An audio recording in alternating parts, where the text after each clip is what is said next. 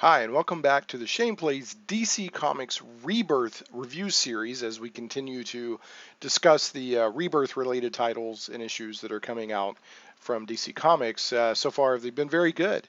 I think DC's doing some good work here. I was talking to my local comic book store owner the other day, and he said that Rebirth's selling really well. So I'm glad to hear that. It sounds like that DC is trying to really buckle down and just get into good storytelling and good relationships and kind of take that across their entire line with a focus on like relationships and kind of getting back to the things, the elements in the comics that people liked.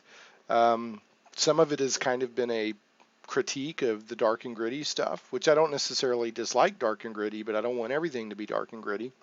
Anyway, Marvel right now seems to be more into these sort of stunt, let's replace this character with this character or do this or that or kill this character or have this big thing. And DC seems to be trying to go back to more of this just solid, really good storytelling across the board and resetting the status quo of their characters and books and the whole universe itself without necessarily having this big world-shaking event all at once. Although they're kind of hinting around there's a big thing going on. Okay, having said all that, let's get to the issues for this video. First, and what I'm trying to do is I'm trying to review for these series, this DC Comics review series that I'm doing, either the Rebirth one-shots for each series or not either or, the Rebirth one-shots and the number ones when the series relaunches. And that trying to kind of keep it there. And in the case of Action Comics and DC Detective Comics, they went back to their original numbering in the 900s or whatever. So that's their number one. So the one shot DC Rebirth one shots are kind of resetting the status quo for the character and the relationships in the characters' lives or the team's lives or whatever the book is. And then the number one that follows of the new series is kind of, okay, we have the new status quo now. Let's move forward with the storylines and whatnot. So that's what I've been trying to focus on now. With Wonder Woman, I'm going to do number 2 on purpose. One or two issues have slipped in here and there in this review series. I was like, oh yeah, I was already supposed to move on from reviewing this title, but this one I'm going to do on purpose because what they're doing with Wonder Woman, even though Greg Rucka is doing all of the writing, every other issue is a different artist. I think that the odd numbers, or at least starting out, is Liam Sharp, and then number 2 and onwards, I think 2, 4, 6, 8, like that. It's skipping every other issue. Is drawn by Nicholas Scott. So they're telling two different stories, which is why I'm reviewing this. It's almost kind of a cheat. There's really two different series going on in Wonder Woman right now, even though it's under the same title and the numbering system is consecutive. The odd numbers right now are telling the current storyline of Wonder Woman as she's realized everything I know. I'm not sure, was it a lie? Do I know everything like I thought I did? And she's learning that her status quo has changed in very interesting ways, and the art by Liam Sharp is just amazing. And then the every other issue is Wonder Woman Year 1. So we're going right back to Paradise Island at the beginning, Themyscira, before Diana has left and met Steve Trevor and all that. So that's what's happening here. She's hanging out with her mom on Themyscira and all that. And it's kind of alternating between her story and Steve Trevor's story. So every few pages it'll talk about Steve Trevor before he met Diana, and then it'll go to Diana while she's still on the island before she's met him and gone to Paradise, or the world, man's world, as it were. And it's good stuff. It ends with the plane crash. It's always that's the story of Wonder Woman, is that she lives on Paradise Island or Themyscira, and then there's a plane crash, and it introduces a man who, there's no men on Paradise Island, and they're not supposed to be, a man into her world, and that is the catalyst for her going to man's world and becoming Wonder Woman. So it was good. I'm liking the the other storyline right now where it's set in her current timeline, not year one. But I really have to be honest. I think that's because of Liam Sharp. Man, his pencils are his art's so great. I raved on that, in another video. But this is good, solid stuff. Um, the artwork is very good. I like what Greg Rucka's doing. Wonder Woman is interesting as a character, Diana.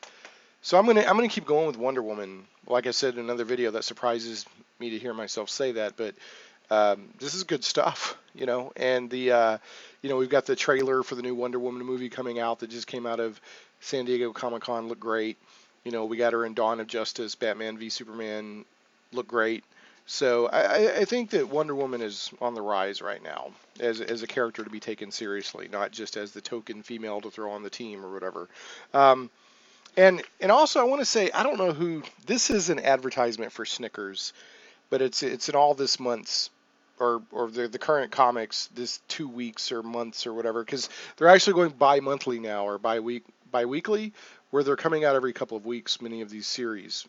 So you'll get two Superman, two Wonder Woman, two Flash, or whatever in 1 month. So I don't know if this is the entire months or just that 2 weeks or whatever, if that makes sense. But I love the artwork on here. Whoever this is amazing. I really like this. And like I said, it's a Snickers ad, you know. Um, and I looked, I can't tell who did the art. So if anybody knows who did the art on this, let me know. Because I'm trying to find that out. But I love this Doomsday. I'm very impressed with this Doomsday. Very well done. So I don't know if this is already an established major DC artist or somebody feeling, I don't know, but it's great. So anyway, enjoyed Wonder Woman #2, and I'm going to stop moving forward. I'm not going to be reviewing Wonder Woman anymore as part of the Rebirth series. So, all right, next up is Nightwing, everyone's favorite boy wonder, who has grown into his own and has been Nightwing for, I think, since like the 80s, but he still feels like Robin to me, I guess, in a way. He's Dick Grayson. So what this is telling the story of, he's hanging out with Damian, who's the son of Batman and the new Robin, and helping him with something that's going on with the Court of Owls. And really with this story, and this is a Rebirth one-shot. Okay, remember, you can tell the difference by how they do the logos. If Rebirth is underneath, in big here, underneath the main logo, that means it's the Rebirth one-shot. If the main logo is here for the title and then Rebirth is running along the top, it's the continuing series. So this is Nightwing's Rebirth one-shot. And remember, these one-shots are resetting the status quo for the characters. And so what's happened is when they kind of threw everything at the wall to see what would stick a year or so ago, when they did the DCU stuff and completely revamped all their titles, what they did with Nightwing is he stopped being a superhero and he became an agent, like a secret agent, James Bond kind of agent of a spy group called Spiral. And I guess there was sort of kind of a team of superpowered people in there, best I can tell. I didn't read any of it, but this issue, he's kind of talking with some of his ex-Spiral teammates, and there's like Midnighter and some other superpowered people, and Midnighter's not superpowered, but there's some superpowered people, and there's Midnighter and all this other stuff. And so what they're doing with this is they're getting Dick Grayson out of Spiral and back into the Bat family. Because I think when he joined Spiral, if I understand right, like his identity was erased and he was just gone. Like nobody even knew who Dick Grayson was. I don't think people forgot who he was, but he had this whole deep undercover, and I think he was off the grid and all this other stuff. Well, now he's kind of coming back in as Nightwing. That's at the end he says, I'm Nightwing. There's a little bit of discussion on who he should be, and he's like, I'm Nightwing. There's that great Suicide Squad ad there. That's just great artwork. But that's Suicide Squad for the movie. But yeah, he's like, I'm a Nightwing, because there's a little discussion of who he should be. They're looking at a Robin costume and all this stuff. And but the conceit is, how they've reset his status quo in Rebirth. He's left Spiral for whatever reason. I think it's to go back and help Bruce. I'm not sure. That didn't stick with me if they mentioned it. It was a decent story. I'm probably not going to keep going with Nightwing. Um, Mainly, it's not terrible, but I do have a budget, and so I'm buying all of the initial Rebirth stuff, at least the one shots in the first issue of each series. But beyond that, I'm being a little choosier. The only thing wrong with it, it was okay. In some ways, I liked it better than the Detective Comics stuff, with it's the team, like kind of the new Batman and the Outsiders stuff going on. Um, I liked the writing in here better, but even though I don't like the writing as much, and I talked about this a little bit in another video, I don't like the writing as much on the new Detective Comics as some of the other stuff, but I like the storyline and the plot and the characters, so I'm going to give it a few more issues. But Nightwing, I'm not going to keep going with. But anyway, now it's not just the Court of Owls. If you'll remember, there was that great Batman storyline where there was that Shadow Society that wore the little owl masks. And the kind of the elite of the elite kind of running things behind the scenes. And there was the Court of Owls. Well, now there's the Parliament of Owls, which I think is more of a worldwide thing. And Nightwing is going to infiltrate them to help Batman and the Bat family and himself. I think they're after Damian and some other stuff. But anyway, so that was Nightwing. It wasn't bad. It was fine. I'm probably just not going to keep going with it. I do like Nightwing as a character, but I rarely enjoy his series. In the 90s, I kept up with his series for a while.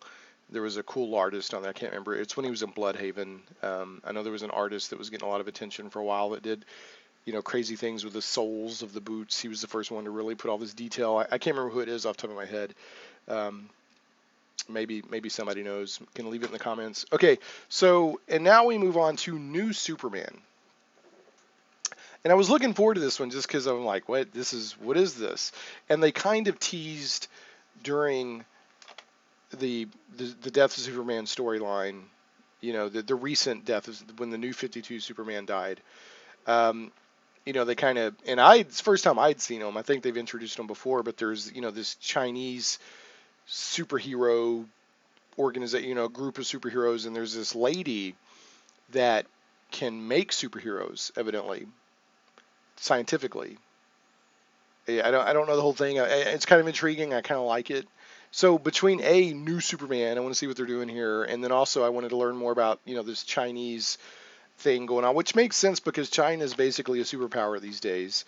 So I like that DC is expanding on their superpowered or their metahumans or whatever in organizations. This was pretty cool. I'm going to give it a couple of issues. It didn't absolutely blow me away, but it grabbed me enough that I will give it another issue or two. Now this isn't a one shot. If you notice, this is up here. They didn't do a one shot. They just jumped right into it with New Superman. And basically, the guy who becomes the Chinese Superman is a bit of a chode. He's kind of a bully and a jerk, but he also proves himself to have courage, and he gets noticed by the right people or maybe the wrong people, depending on how it all goes. And that lady I was talking about that gives people powers basically recruits him and says, "Hey, we're going to make you, powerful," and they make him powerful. I wish I could remember what her name was. This is her right here in the coat right there. She's approaching him and talking to him. I forget what. Oh, and the guy who becomes Superman in China is Kong Kenan. So they're going with the Clark Kent kind of thing. Kong Kenan. See if I can remember her now. It's like Mrs. Zero or something like that. Dr. Omen, that's her name. Dr. Omen. So they're building up like a cool cast of characters and storylines in China. Anyway, they give him powers, and he does prove himself to be quite brave. He gets the powers. He's got the suit. He's flying. He's using heat vision. We don't know all the powers he has yet. Maybe they're all the same as Clark's. The Superman, and I'm trying to remember how they give him Superman's powers. I can't remember if they did a genetic scan on him or something like that. And this is cool. The thing that they put him in to give him powers is called the Origin Chamber. I like that. So, the secret origin, the Origin Chamber. So there's some neat concepts in here. I like the art. I like the coloring. Um, I think they did some cool stuff with this, but we'll see how it goes. And at the very end, they introduce a couple of members of the Chinese Justice League, right? Which is neat. They introduced the Wonder Woman, the Batman and Wonder Woman of China, and they said next is the Justice League of China. So I thought that was pretty cool. So anyway, they take kind of an average guy, bit of a bully, bit of a jerk, but shows courage. Has a very courageous moment, actually standing up for one of the people he was bullying, and gets noticed. And then he goes and tells his father about it. And his father's like, I don't care. And his father kind of chews on him. His father's like, whatever. So there's an interesting dynamic between him and his father in all of this. He's, so I'm looking to see how it goes. Kind of new, kind of weird. I don't know. I got to give him credit for trying. I know there's a Superwoman comic coming too in all this Rebirth, so we'll see. But I am intrigued whether new Superman keeps flying or not. I am intrigued by the Chinese superhero thing, and I want to see some more of that in the DC universe. I thought it was really cool. And then finally, I saved this for last, probably because out of all of them, I enjoyed this one the most: the Green Lantern and the Hal Jordan core, if you will, not the corpse. And I've always been a Green Lantern and Hal Jordan fan since way back, 70s, 80s. The 80s, I loved his comics. Had a lot of the run when Dave Gibbons was drawing it. That's when I really kind of got into Green Lantern and the comics. I went through I don't have anything against Kyle Rayner and Guy Gardner and all those guys, but to me, Hal Jordan is Green Lantern. Even though, DC's really established for decades now that there's a whole core and many people can be Green Lantern, but to me this is Green Lantern, Hal Jordan. And I wasn't interested in when they did the DCU thing and he became this sort of outlaw renegade with this old prototype green glove that was a prototype of the ring, so he could still make constructs and stuff, and wearing the trench coat. They did all the parallax back in the 90s, and he destroyed Coast City, went crazy. Or Coast City got destroyed by Mongols, so he went crazy and killed the core. And they've put Hal through the ringer. He's been Parallax, he's been the Spectre, this, that, and the other, da-da-da-da. But I like Hal Jordan. So I was really, and I've been enjoying the Green Lanterns series that came out of Rebirth, where you have two rookie Green Lanterns on Earth taking care of things as part of the Justice League, and then you've got Hal out, protecting the cosmos or whatever with the Green Lantern Corps. So I like this a lot. There's a couple of interesting things in here. One, they reestablished his status quo. Remember, this is a one-shot. See where the logo is. This is a one-shot preparing for the ongoing series. So they've reset his status quo to. It's really cool. He uses that glove, that construct thing that he's been using for the past year or so, and it kind of shows it here. This glove and backpack that he's been wearing that powers it, to make his constructs and to use his willpower. He uses that to forge his own ring, and that is super cool. I really enjoyed that a lot. He's like, the Guardians told me that we couldn't do this, but obviously we can because I'm doing it. So he made his own ring, and when he did it, it evidently, there he is making the ring, finishing the ring. It evidently set off sort of shockwaves throughout all the different people that wear rings. The spectrum, because there's all different color lanterns now. But I guess it sent out shockwaves, and all these people are like, oh, what's going on out here? This isn't good.